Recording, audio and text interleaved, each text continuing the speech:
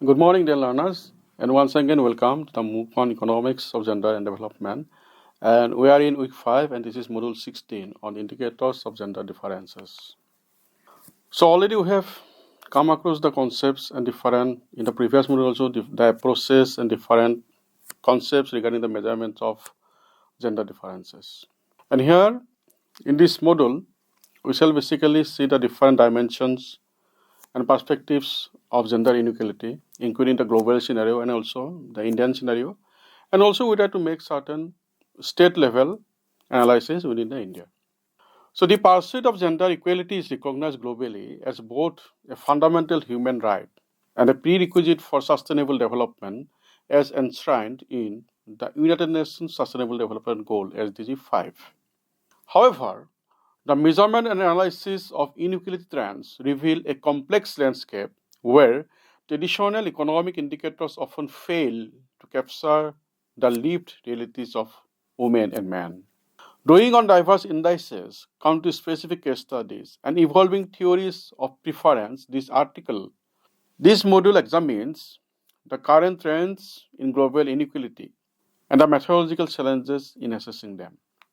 So, historically, global assessments of gender inequality have relied on Human Development Index (HDI), the Gender Related Development Index (GDI), and the Gender Empowerment Measures (GEM).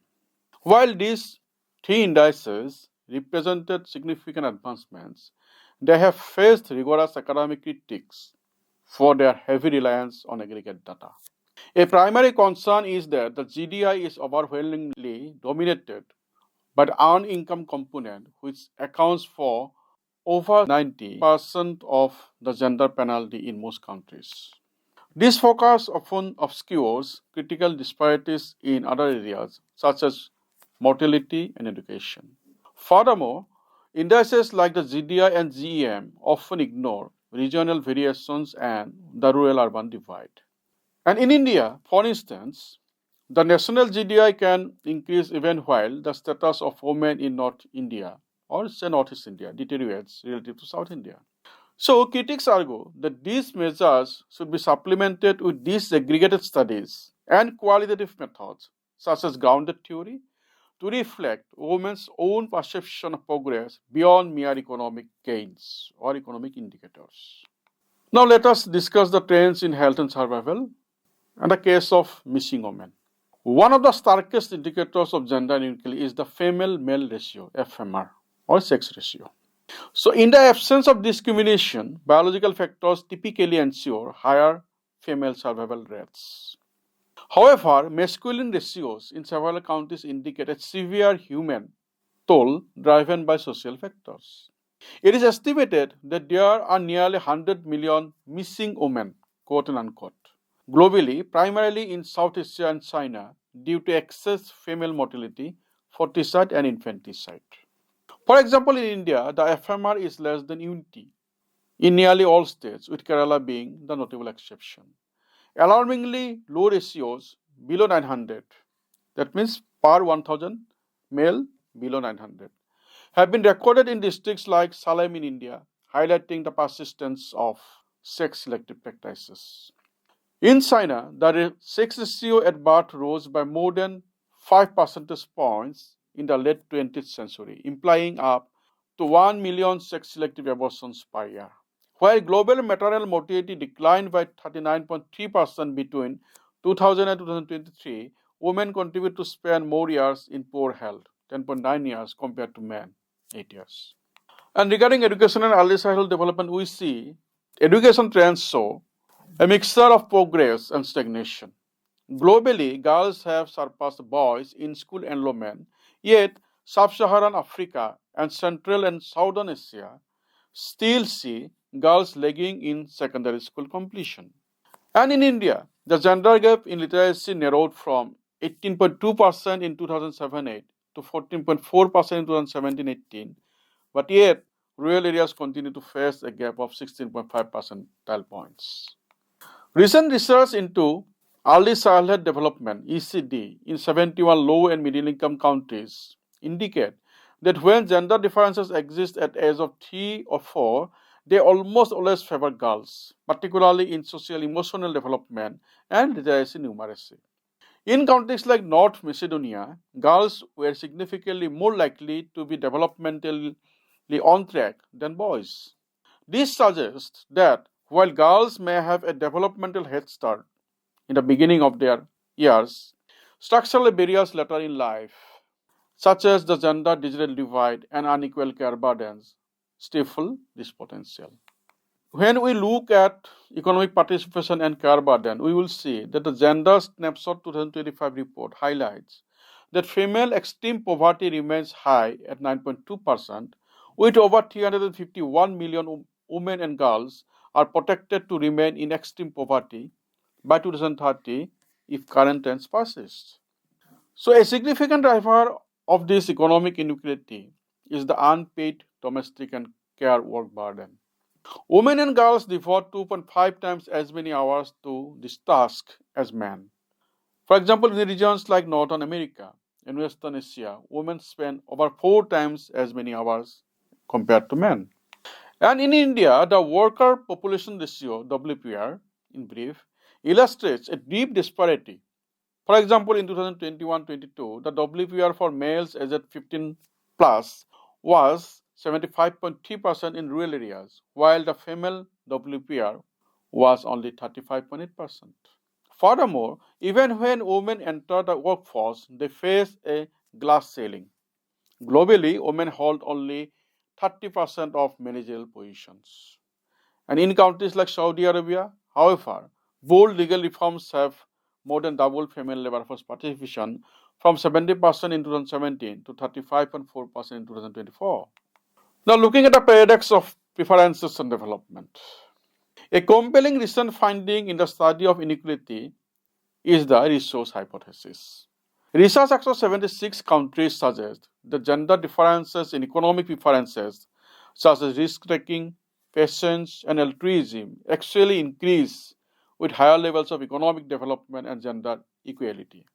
In more developed societies, the removal of subsistence constraints allows women and men to express their preferences independently, leading to wider gaps in behavior. This paradox suggests that development does not necessarily lead to gender neutrality in choices, but rather to the independent formation of gender specific desires. Now, let us look at some of the emerging frontiers of inequality. New dimensions of inequality are emerging in the digital and environmental spheres. The gender digital divide remains a significant barrier. Globally, 70% of men use the internet compared to 65% of women. Closing this gap could leave 30 million women and girls out of extreme poverty by 2050, as studies is showing. Additionally, climate change acts as a risk multiplier. Under a worst case scenario, up to 158.3 million more women and girls could be pushed into extreme poverty by 2050 due to environmental shocks, with the greatest impact felt in sub-Saharan Africa. Thus, we have seen that while the global community has made strides in legal reforms and primary education, the trend of inequality remains deeply rooted in structural issues such as the care economy, quote unquote missing women, in certain regions, and the digital divide. Moving forward, policy intervention must move beyond aggregate economic growth to address intersectional vulnerabilities and the underlying social norms that dictate the distribution of resources and power. As the resource hypothesis suggests, true equality may not look like sameness, but rather the freedom for all individuals to develop and express their preferences without fear of poverty or violence. Now let us look at the evolution and critique of UNDP's gender-related indices from SDI to GII. The measurement of human progress has undergone a profound transformation since the late 20th century, shifting from a narrow focus on economic growth to a broader consideration of human capabilities and gender equity. Central to this shift has been the United Nations Development Programme, which introduced a series of indices starting in 1990 to chart global well-being. So in this section, we shall examine the evolution, methodological underpinnings, and persistent critique of the UNDP's gender-related indices, including the Human Development Index, HDI, the Gender-Related Development Index, GDI, and Gender Empowerment, which is GEM, and the more recent Gender Inequality Index, GII. Now, looking at the conceptual foundation, the capability approach. The introduction of Human Development Index, HDI, in the first Human Development Report of 1990 marked a departure from the crude GNP approach to measure economic welfare. Based on the sentiment and capability framework pioneered by Amartya Sen, the HDI measured three essential dimensions: longevity, that is life expectancy; knowledge in terms of literacy and school enrollment; and standard of living in terms of adjusted GDP per capita. So while the HDI was a superior indicator of welfare, it was initially criticized for being an aggregate measure that failed to account for regional, rural, urban, and gender-based distributions. So in 1995, the UNDP introduced the Gender-Related Development Index, GDI, and the Gender Empowerment Measure, GEM, to explicitly address disparities between women and men. The GDI was designed not as a measure of women's achievement alone, but as the HDI is adjusted for gender inequality. It imposes a penalty for inequality, meaning a country's GDI falls as the disparity between male and female achievement in health, education, and income increases. So, the methodological cornerstone of GDI is the Equally Distributed Equivalence Achievement, EDEA, in short. This involves an aversion of inequality factor, represented as ETA, which allows societies to weight gender disparities based on their initial position and goals. So the UNDP typically sets ETA at 2, using the harmonic mean of male and female values to ensure that the index is lower than the HDI whenever a gender gap exists. And I will request the learners to go through the HDI reports of different years to learn about this methodology in detail. So parallel to the GDI and GEM was introduced to measure equity in agency and power rather than just well-being. The GEM focuses on three key areas: political participation in terms of parliamentary seats, economic participation in terms of managerial, professional, and technical positions, and power over economic resources in terms of unadjusted earned income. So despite their innovative nature, the GDI and GEM have faced significant academic scrutiny. A primary criticism is the dominance of the earned income component in the GDI. Disaggregated data shows that in most countries, the gender gap in earned income accounts for over 90% of the total penalty imposed on HDI. This often obscures critical disparities in longevity and education. For example, in India, while the national GDI may show improvement, this can mark the missing women phenomenon. Nearly 100 million women globally who are lost due to excess female mortality and sex-selective practices, particularly in South Asia and China. Furthermore, the earned income component relies on problematic proxies. It uses non-agricultural wage ratios to estimate total economic participation, an assumption that fails to account for the massive informal and agricultural sectors in developing countries.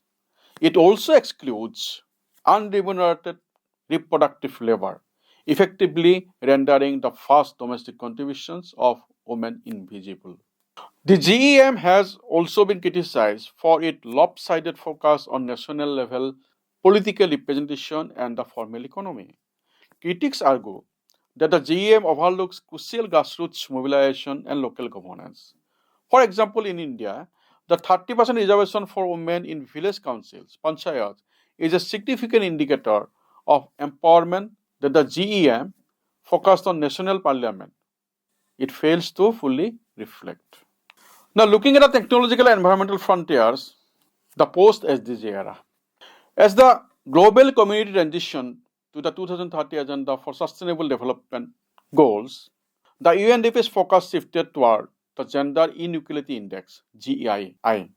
The GEI measures reproductive health, maternal mortality and adolescent birth rates, empowerment, educational attainment and parliamentary seats, and labor market participation. So recent trends highlighted in the Gender Snapshot 2025 indicate that while data availability for SDG 5 has improved to 57.4%, structural barriers still persist. Two emerging dimensions of inequality are now critical: the gender digital divide and climate justice. Globally, 70% of men use the internet compared to 65% of women, as we have already indicated. Now, closing this divide could potentially lift 30 million women and girls out of extreme poverty. Additionally, climate change acts as a risk multiplier. Projection shows that by 2050, environmental shocks could push an additional 158.3 million women and girls into extreme poverty. Now, let us look at the role of qualitative supplementation. A final trend in the critique of UNDP indices is a call for disaggregated and qualitative data to supplement aggregate scores. Researchers argue that indices like the GDI and GEM are elastic rulers whose purpose is often unclear. Are they social valuation function or historical trend trackers? It is really confusing. Now, to capture the real situation of the rural poor versus the urban poor, aggregate indices must be paired with methods like grounded theory. Pilot programs using natural affinity groups have shown that women's own perception of progress often revolve around financial independence, spiritual well-being, and community contribution, factors that those traditional quantitative indicators frequently overlook. Thus, from the above discussion, we have seen that the evolution of the UNDP's gender-related indices from the SDI in 1990 to the sophisticated GII and SDG monitoring framework of today reflects a growing recognition of gender equality as foundational to human development. While these indices have successfully shifted the global dialogue away from purely economic metrics, they remain limited by their aggregative nature and heavy reliance on market-based income measures. So, the future of gender measurement lies in addressing the digital and climate frontiers while integrating localized qualitative insights to ensure that no one is left behind. Now, let us discuss the progress in women and poverty related indicators in India. India's trajectory toward achieving the United Nations Sustainable Development Goals, particularly SDG 5, is characterized by a complex interplay of rapid economic growth and persistent structural gender disparities. As the nation celebrates Azadi Ka Amrit Mahotsav, the status of women is increasingly recognized not merely as a social issue but as a critical driver of inclusive economic growth. While traditional poverty metrics focus on income, current academic discourse emphasizes a multidimensional approach distinguishing between income poverty, that means command over resources, and human poverty, the denial of essential capabilities such as health and education. So, in this section, we shall examine the recent trends in India regarding population dynamics, health, education, and economic participation as they relate to women's well-being and poverty. Now, looking at the demographic trends and the missing women phenomenon. India's population is projected to reach 152.2 crore by 2036, with the female population slightly increasing to 48.8%. However, the sex ratio at birth remains a concern, reported at 907 in 2018-20, significantly below the biological norm.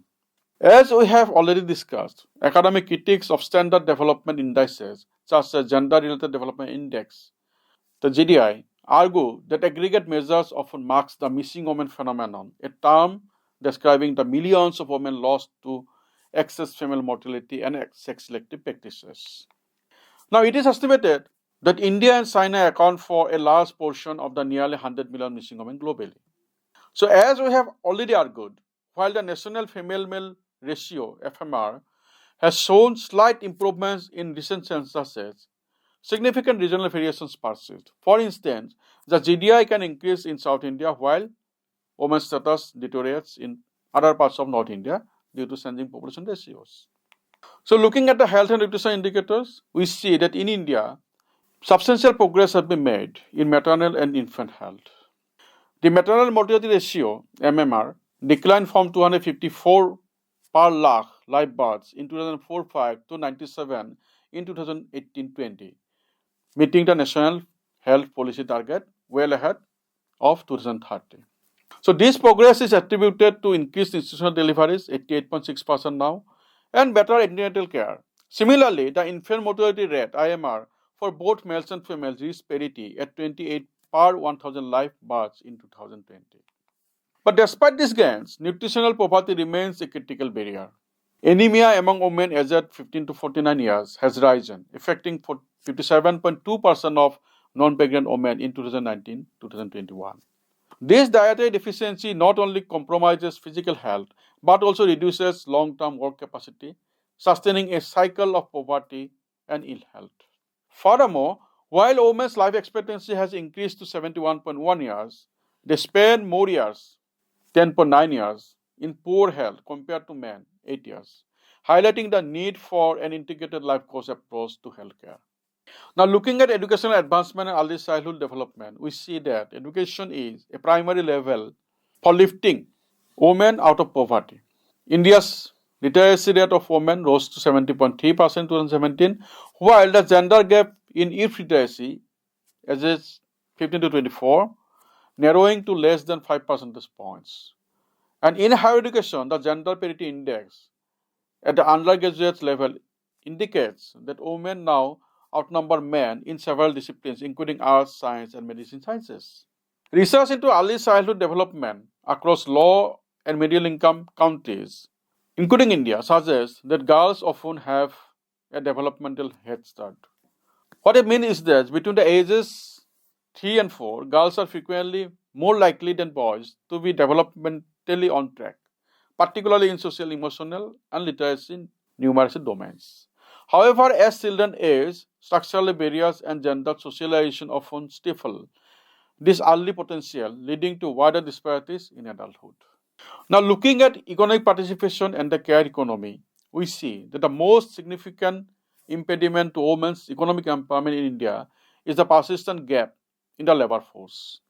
As of 2021-22, the labor force participation rate (LFPR) for women aged 15 and above was only 32.8% compared to 77.2% for men. The worker population ratio (WPR) is even lower in urban areas, 21.9%, suggesting that urbanization does not automatically translate into increased economic opportunity for women. Central to this economic exclusion is the invisible care economy. Indian women devote an average of 5 hours per day to unpaid domestic services, compared to less than 30 minutes for men. This unequal distribution of care work acts as a time tax, limiting women's ability to participate in paid employment or education. Furthermore, a large portion of the female workforce is engaged in the informal sector or as helpers in household enterprises where they lack social protection and wage parity. Closing the gender digital divide, where 70% of men use the internet compared to 65% of women, as we have already mentioned, is projected to pump an additional 1.5 trillion into the global economy and is a vital step for India's digital future. Now, let us undertake the gender disparity in India a state-wise analysis. Gender disparity in India exhibits strong interstate variation, reflecting differences in demographic structures, socio-cultural norms, economic opportunities, and governance capacity. While national aggregates suggest gradual improvement in gender outcomes, state-level data reveal persistent regional inequalities across key dimensions of such as sex ratio, female education, labor force participation, and political representation. So, using state disaggregated indicators reported in Women and Men in India 2024 report, this section we shall basically analyze gender disparities across Indian states through a spatial and comparative lens. Now, looking at the demographic indicators like sex ratios, life expectancy, and major health indicators, we are presenting here a figure 1, and in figure 1, we can see a state-wise comparative analysis in some of the key demographic and health indicators in India. So, we see that sex ratio at birth, IMR, and mean age at marriage are there in the figure, and mean age at marriage is an important indicator which primarily affects the other reproductive and child health indicators. We have also discussed in the previous module how women are adversely affected by marriage in their wage and career advancement. So here, mean age at marriage is an important indicator to understand many other gender indicators. Please note that due to limitations, we have only shown the high-low states, but for understanding in detail state-wise indicators, it is advised that you go through the report in detail. You go through the complete report, you download it and go through the report. It's a very important document showing gender disparities in many dimensions. So here in figure, we will see state-wise ratios, sex ratio and survival. Similarly, we can see longevity and life expectancy. Also, we see health and marriage indicators. We also see infant mortality rate and this gender parity. So from data, it can be seen that the sex ratio of females per 1,000 males remains one of the most spatially uneven gender indicators in India. According to Mosby's compilation of census and sample registration system data, Haryana, with 879, and Punjab, showing 895, continue to record among the lowest sex ratios in the country, reflecting the persistence of some preferences and gender-biased practices in northwestern India. In contrast, Kerala 1084 and Tamil Nadu 1996 demonstrates more balanced demographic outcomes. Eastern and northeastern states present a mixed picture. Bihar, it shows 1000, it shows numerically parity, but continues to face disadvantages in other gender dimensions, while Arunachal Pradesh 1938 and Assam 1935 exhibit moderate deficits. So this spatial pattern suggests that demographic gender balance does not automatically translate into broader gender equality. Again, female life expectancy exceeds male life expectancy in most states, with Kerala reporting female life expectancy above 77 years, compared to Uttar Pradesh, where it remains below 70 years. So this reflects stark regional differences in health infrastructure and social development. Now, as we are discussing the concept of our missing India, our missing women in India returning, from figure 1, we saw that the sex ratio in India are rising and is expected to reach 992 in a decade's time, that is by 2036. So thus, from this figure 2, we will see that as per projected figures, by 2036, the sex ratio in India is projected to improve from 943 in 2011 to 952 in 2036. And the factors behind are like urbanization, it has a major role to play. As urbanization is increasing, people are getting more aware. Increase in the education level of the girls, and the initiatives like Beti Bachao, Beti Padhao are some of the notable contributing factors towards this.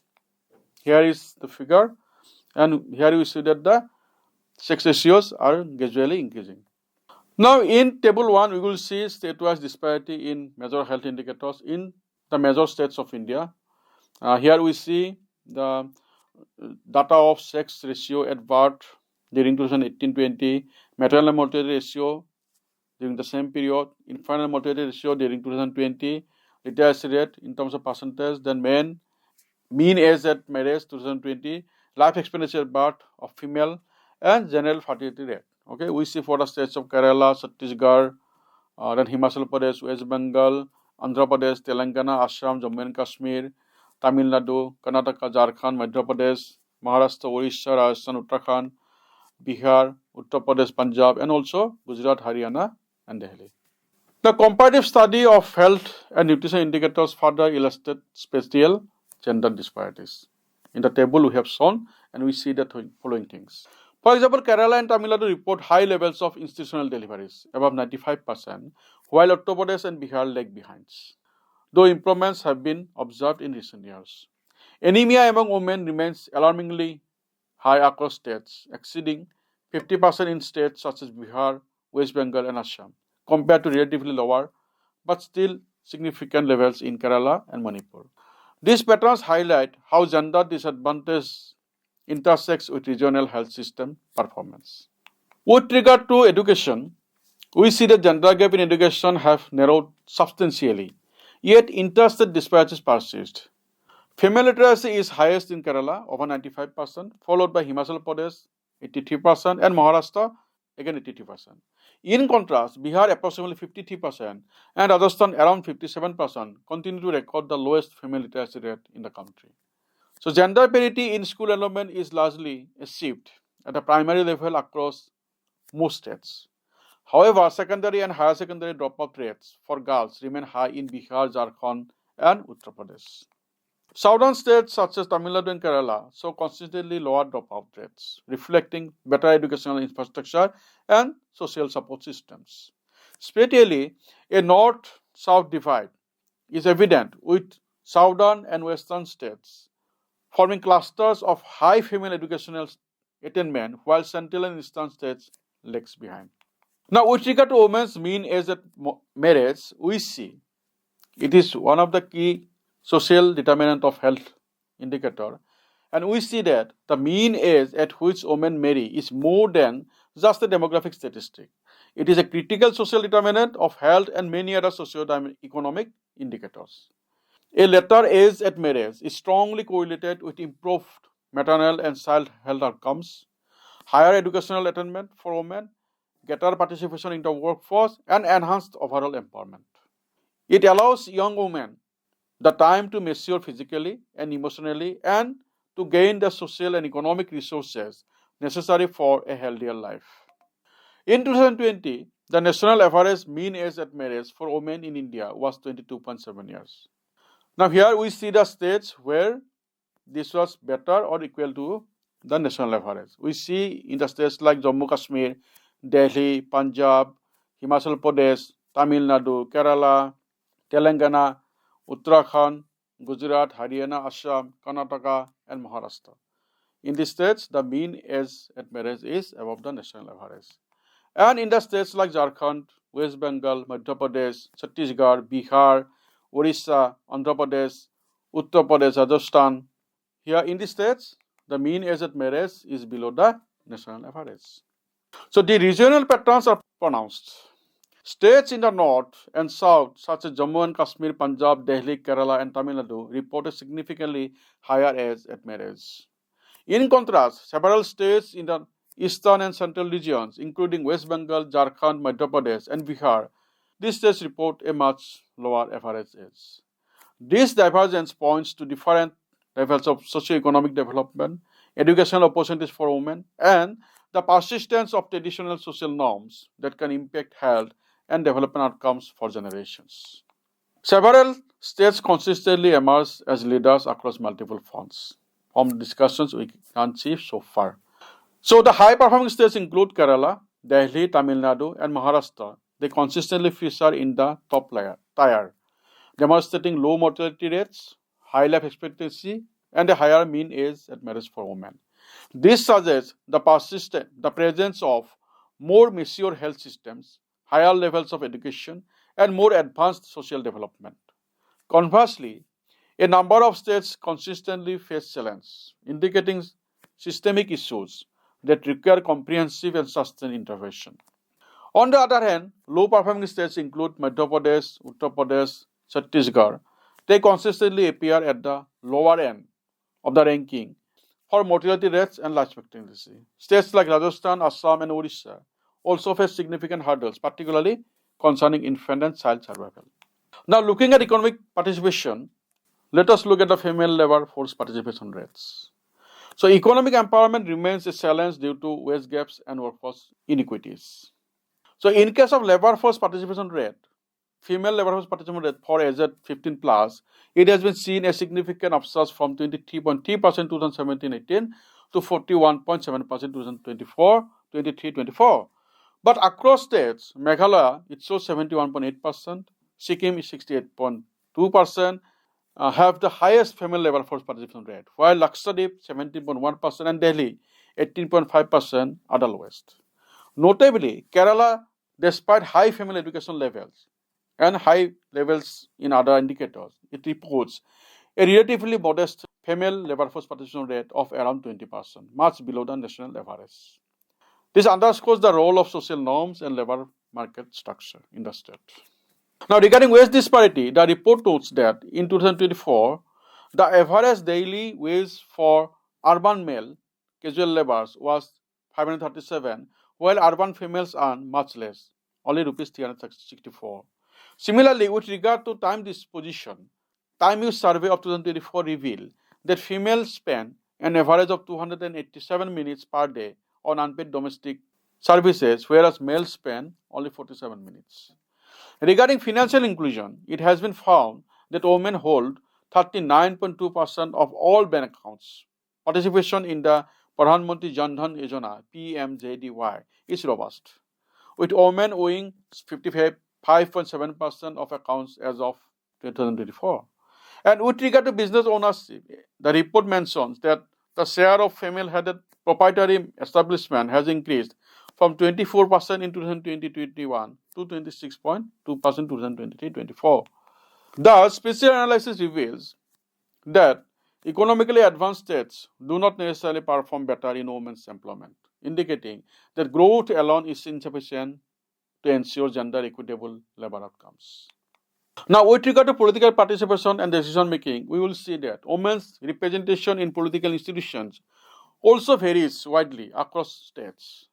While constitutional mandates ensures that 1/3 of seats in Panchayati Raj institutions are reserved for women, states differ in the extent of women's effective participation. Bihar, Rajasthan, and Odisha, which have implemented higher reservation quotas for women in local bodies, report relatively higher proportions of women representatives at the grassroots level. However, women's representation in state legislative assemblies remains low across most states, typically below 15%, with only marginal variations. This indicates that while local governance has opened pathways for women's participation, higher levels of political power remain male-dominated. Now, looking at intersectionality and regional clusters, we see that gender disparities in India are compounded by intersections with caste, poverty, and geography. Central and eastern states such as Bihar, Jharkhand, Madhya Pradesh, and Chhattisgarh exhibit clusters of disadvantage across multiple indicators: low female education, low labor participation, and poor health outcomes. In contrast, southern states form a special culture of relative advantage, though they continue to face challenges in employment and political representation. This clustering effect underscores the importance of regional context in shaping gender outcomes. Now, let us come to the policy implications and conclusion of the study, of this module. We have seen that gender disparity in India is not uniform, but deeply spatial, shaped by state-specific socioeconomic and cultural contexts. Evidence from Women and Men in India 2024 report demonstrates that while some states have made substantial progress in education and health, others continue to face entrenched disadvantages, particularly in economic participation and demographic balance. State-level gender analysis highlights the need for differentiated policy strategies. We should have customized strategies for meeting the local requirements. For instance, Haryana and Punjab require sustained behavior interventions to address adverse sex ratios, while Bihar and Uttar Pradesh need integrated strategies focusing on female education, retention, and employment generation. In contrast, Kerala and Tamil Nadu must prioritize expanding dignified employment opportunities for educated women. Notably, the performance of leading states like Kerala and Tamil Nadu demonstrates a virtuous cycle, where a higher mean age of marriage for women, indicating greater empowerment and education, correlates directly with lower infant and child mortality rates, ultimately contributing to a higher overall life expectancy for the population. So, closing these gaps require targeted evidence-based policies focused on bolstering maternal and neonatal healthcare, improving nutrition outcomes for children under 5, and expanding educational and economic opportunities for women, particularly in central and eastern states. So, addressing these stark regional disparities is fundamental to achieving equitable national development and realizing the nation's full human and economic potential. Especially, targeted interventions informed by state-specific data are more likely to yield effective outcomes than uniform national approaches. So, dear learners, with this we come to the end of this module. Thank you. And in the next module, we shall look into certain data trends on a few select dimensions of gender differences or gender inequality, as you call it, that we have so far come across in the previous modules. So, thank you.